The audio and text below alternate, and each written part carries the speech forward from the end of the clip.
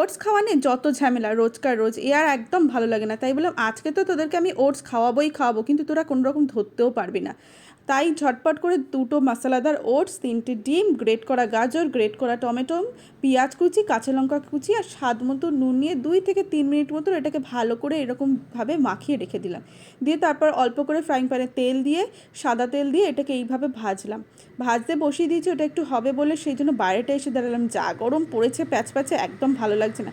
জানো তো সন্ধেবেলা না আমাদের এই বাড়ির ভিতরে এই জায়গাটা আমার বরাবরই খুব ভালো লাগে, জানি না কেন, এটা হয়তো বলতে পারো একটা অন্যরকম অনুভূতি।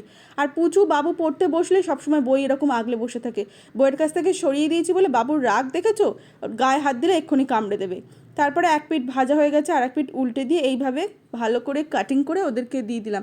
ওরা তো বুঝতেও পারেনি, বলছে কি এটা, বাবুকে যেই দিলাম গাজর তো কোনো রকমভাবে খেতে চায় না। আজকের ওটস গাজর সব কিছু পেটের ভিতরে ঢুকে গেল। সত্যি স্বাদটা যা অসাধারণ হয়েছে না, ট্রাই করতে।